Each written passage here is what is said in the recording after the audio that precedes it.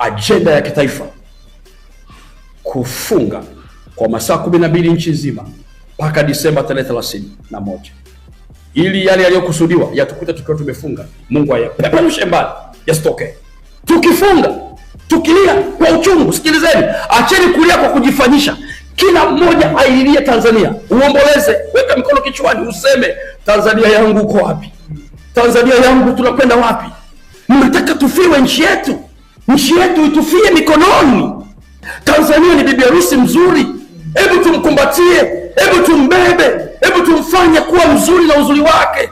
Dunia inaitamani nchi hii, mataifa mengi yanasema nchi ile yenye uzuri wa utalii, yenye wanyama, yenye mito, yenye ziwa Victoria, nchi ile yenye kijani kibichi, yenye tembo wengi, yenye swala, nchi ile yenye twiga, nchi ile nzuri yenye mlima Kilimanjaro.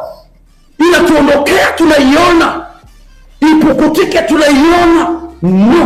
No, sisi wacha Mungu tupo, hatuwezi kukubali nchi bibi harusi wetu Tanzania, mzeituni wa Mungu, akataliwe na Mungu, akataliwe. Tunasema watumishi wa Mungu, tushikamane pamoja kufunga na kuomboleza na kuondoa roho za visasi.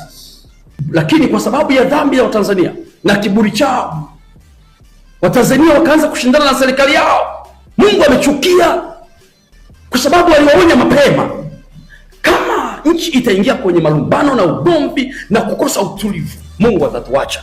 Njia tuliyochagua, tunajiaibisha katika ulimwengu mzima, kimataifa. Tanzania ni aibu, mbingu zinaona haya na aibu.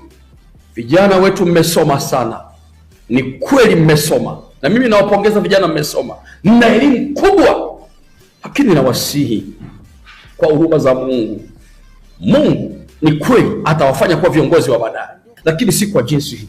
Kwa nini tushindane?